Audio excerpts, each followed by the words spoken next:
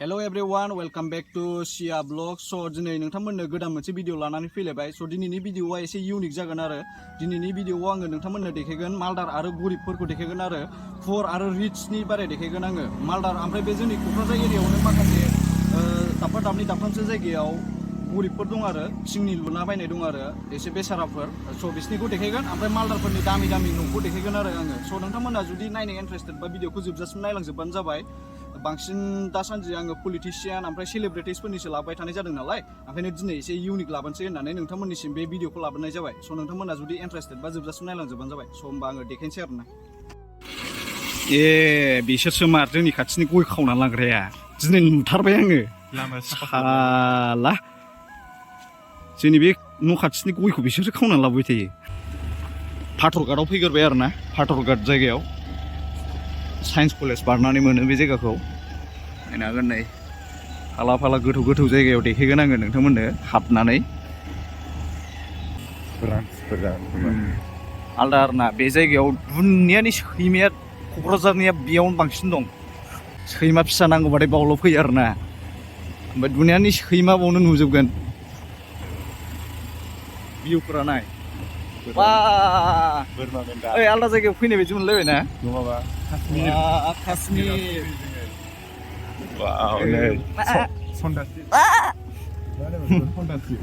सन्दासिब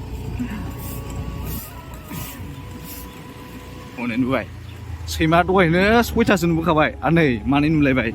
आं होनखाबायना गाइसमोन दुनियानि सैमा बेयावनो हनै गेंजोब बेयाव. सैमा गोमालायदोंबा बिमा बिफा बिबौ बिबैखौ बावनो लोगो मोनफैफिनजोबलायगोन बिसोर गावजों गाव. नायनो हागोन हनै क'क्राझार टाउनाव ना बै मेइन टाउनाव जोंनि क'क्राझार टाउनाव बारा बिल्डिंफोर गैया आरो बिल्डिंफ्रा दफासो जेन'बा बिल्डिं ओमफ्राय बिनि उनाव गाहाय जालायबाय आरो बिल्डिं बिदिसो. नाथाय नैबे सान्तिनगरथिं बिराद बिल्डिं दं आरोना. नायनो हागोन नै बेसारा बिथांमोना दैज्लांबा बिसिबां खस्थ' जायो साननानै नायदो. नै लामायानो बिसिबांबा गोजौखा. नै अखा हायोबा सेस अखा हादैया बे गाहायाव थांजोबगोन आरो टाउनावथ' मिथिखायो टाउन साइडनियाव माबायदि जायो. आरो हनै खाथियावनो दै दंबावोसो. जफ्रि टाइप जोब आरोना बिथिंजाय स्लाम एरिया. नायनो हागोन ओमफ्राय ओरैथिंनो नायहरदो नैबाव गंफा गंनै दं आरो गाहायाव बिथिंबो. ओमफ्राय नायहरदो बिल्डिं जोबसै रिच आरो पुर. दैज्लाङाव बिराद खस्थ' जागोन बिथांमोना.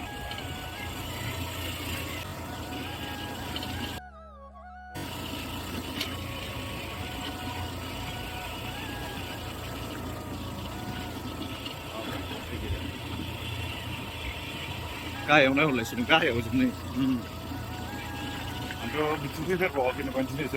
बिदिया थाखायो जिखुनु थाखायो बिदिया रिच पुरफ्रा थाखायो नङा. जेरेखम मुम्बाइफ्रावबो नायलाय नोङो माबाफ्राव गिदिर सिटिफ्रावबो जोंनाथ' बे टाउनसो.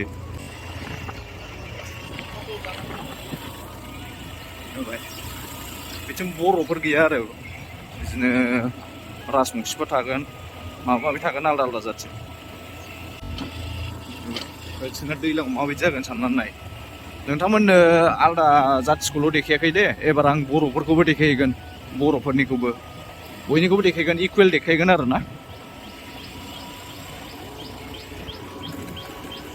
बिथिंजायनि लामाखौ बबेखौबा मोनथिबावासो आं. गाहायजों सेस थांजोबग्रा दङ देराजोब सहैजोबो आरो ना. ओमफ्राय एन्जर देराजोबसो. ओमफ्राय बे जाहैबाय स्लाम एरिया आरो ना क'क्राझारनि.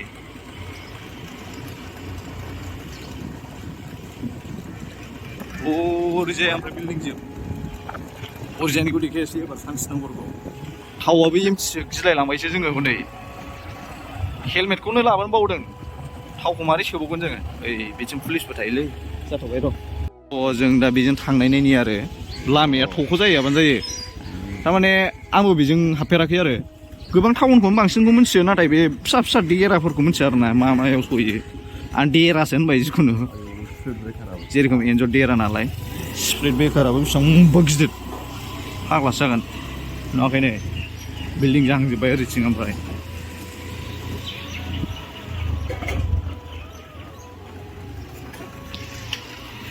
एबार एसे रिचफोरनिखौ देखायनोसै पुवरफोरनिखौ देखायबाय पुवरनिखौ देखायबावगोन एबा बर'फोरनिखौ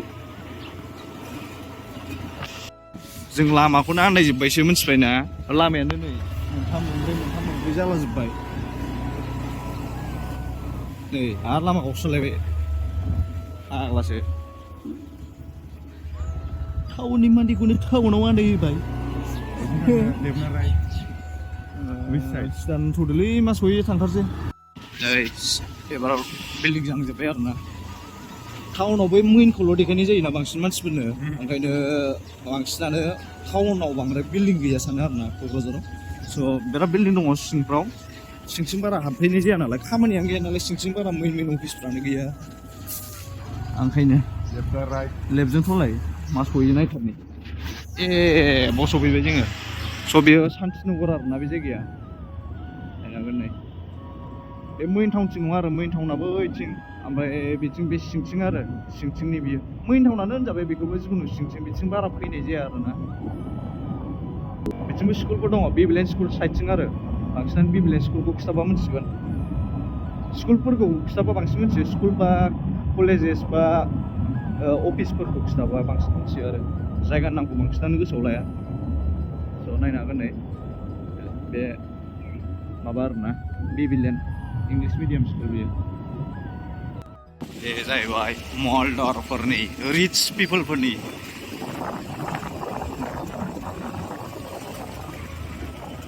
बिसिना लाइफ स्टाइला आलादा बैसिना लाइफ स्टाइला आलादा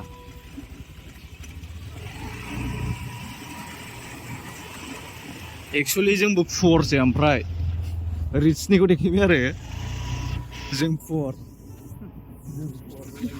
जों पुवर पिपोलसो नोंथांमोननि अननायाव रिचबो जानो हागोन नोंथांमोना सापर्ट खालामोबा आंबो रिच जानो हागोन दा बर्थमान पुवरसो आंबो थावखौनो सोनो हाया जेनथेन भिडिअ लाबोयो नोंथांमोननो नायनो हागोन नै बेसे मोजां दं सिंथिंजाय नै नायनो हागोन बेलाय माथो बिल्डिं जोब साफा बिल्डिं जोब नुवाखै नोङो फैसाफोरखौनो गारनो जायगा गैयिनि थाखायनो नुवाखै टाइल्स जोब जोंहा फ्ल'रावनो होनो हाया बिल्डिं जोबखा नायनो हागोन नै एसे मालदार दं क'क्राझारावबो मा खामानि मावोथाय वाव बेखौ नायलाय बेसेबां बरिया जानो हे बिखा नैबे न'आ नायलाय आयु गोजौआव मा डिजाइन बानायला जोबखो देनजार नुबायलै बेखौ नै गोदान लुफुगासिनो थार बबेयाव फैसा मोनोथाय जोंबो गोदो मोजां फरायासै नालाय मोजां फरायबा दाहालागै जोंबो बिदि लुनो हालायलायबायमोन ना दाबो जेबो नंला खस्थ' खालामनानै लुनो नाजानोसै आयु दैखौथ' हानाय नङा नायनो हागोन जों दा मेइन टाउनाव फैबाय आरो नै रेल स्टेशनफोर दङ नायनो हागोन फुटबल गेलेगासिनो बैहाय स' गाइसमोनाथ' नुखाबाय जानांगौ पुवर आरो रिचफोरनि भिडिअखौ स' आंनाव दा गोबां कन्टेन्ट दं आरो नोंथांमोननिसिम लाबोबावनांगौ दङ नोंथांमोना सापर्ट खालामबाय थाबानो जाबाय आरो कलेजेसफोरनिबो लाबोनो सानदों ओमफ्राय गोबां दङ ओमफ्राय शपिं मलफोरनि नांगौबा नोंथांमोना कमेन्टआव खिथाहरबानो जाबाय कम्पेयार खालामगोन आरोना बाजार इन्डियाखौ देखायगोन मोनसे फ्रेमावनो देखायजोबगोन मोनसे भिडिअआवनो बाजार इन्डिया बाजार कलकाता ओमफ्राय बिदिनो माबा बिशाल बेफोरबायदि शपिं मलफोरखौ आरोना ब्रह्म शपिं मलफोरखौ खेबसेनो आङो केपचार खालामजोबगोन नोंथांमोननो देखायनो नाजाजोबगोन आरो स' लाबोनांगौबा नोंथांमोना कमेन्टआव खिथाबानो जाबाय दा ओमफ्राय आङो CIT इउनिभारसिटिफोरखौबो सिंनिफ्राय खेबनानै देखायनो नागिरदों नोंथांमोननो स' दिनै नैबे भिडिअखौ नायजोबबानो जाबाय आरोना पुवर आरो रिच पिपोलफोरनि आयु गोजौथार मासि गोजौ बे टावारा आयु दलबो दङ जों दा स्टेशनसिम फैबाय आरो नायनांगोन ट्रेन लाखिना दं ट्रेन जोंना सियासो बिराद मोजां मोनो ट्रेनखौ औ बिदिनो बिथिंजाय स्लाम एरियाफोर दं आरो दालाय खनसे निउस फैलायलायनाय जादोंमोन ना बेयाव औ न' सिफायनो नागिरनाया बेसाराफोर अन्थाव बाथाव बिथिंनो जोब आरो स्लाम एरिया जोब बिथिं बिरादनो बिथिं सालायफैबाय थानायाव गाजोल हाबलांजाबाय थायोलै आङो गाजोल बिराद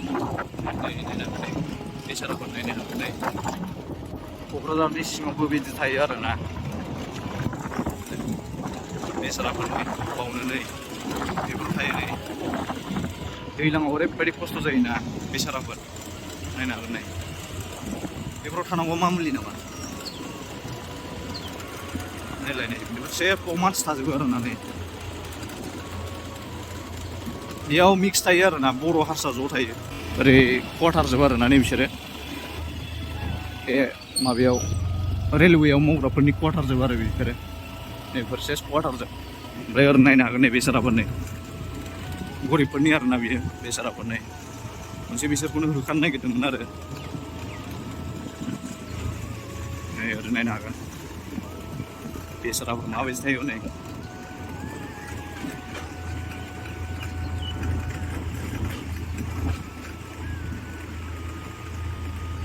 बेफोर सेस गासिबो जोबनाय नायनो हागोन नोंथांना थिंजों माबालाबायनानै थाबाय बेसाराफोर बांद्राय मोजांबो माबा जाया नालाय दैजों सेस लोमजोबो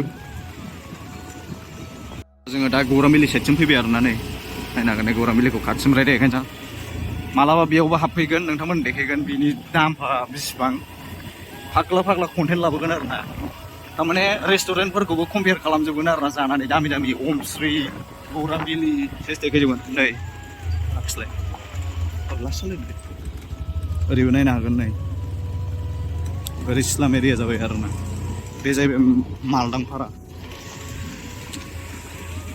आरोना बे नै नायनो हागोन न'फ्रा नायदो बेसाराफोरना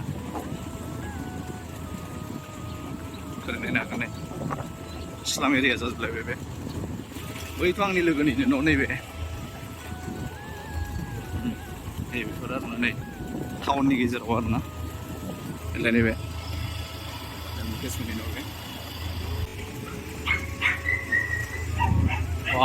ओरै नायदेलायनाय ओमफ्राय मालदारफोरनि जाजोबलायबाय ओरै आखिजों ओरै सेस मालदारफोरनि जाजोबलायबाय नै मालदारफोरनि जोब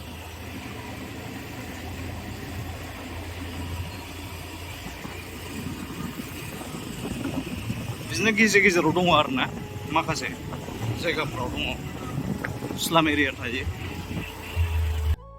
नायनो हागोन नै ओरै सेस मालदारजोब आरोना नै नायनो हागोन नै आयु न'फ्रा बुंनाङा आयु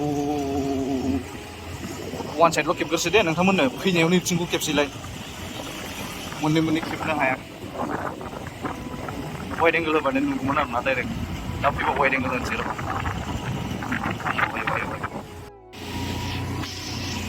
नायदोलाय एबार नै बापरे बाप what a beautiful house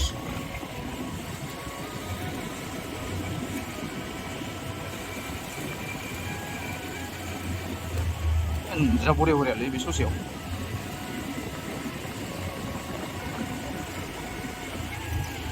नोंथांमोना सोरबाफोर बे न'नि मालिकफ्रा नायफैबायदोंबा आंनो खिथाहरबानो जाबाय कमेन्टआव क'क्राझार लाभारफोरनाव माबायदि थायो टेटुआ सिखं माने क'क्राझार आरो आंनि सासे लोगोनाव दंबावो खिथुआवनो क'क्राझारबाव बेनाथ' आइ लाभ क'क्राझार लाइबाव खिथुआव स' दिनैनि भिडिअखौ नोंथांमोना नुखाबाय मारै जाखो कमेन्टनि गेजेरजों एसे फोरमायहरबानो जाबाय आरो आंजों माबाफोर गोरोन्थि जादोंबा नोंथांमोना निमाहा होबानो जाबाय आङो साबसिननिफ्राय साबसिन भिडिअ लाबोनो नाजाबावगोन नोंथांमोना सापर्ट खालामबाय थाबानो जाबाय स' गुबुन मोनसे भिडिअआव थाबैनो लोगो मोनगोन बाय बाय गाइस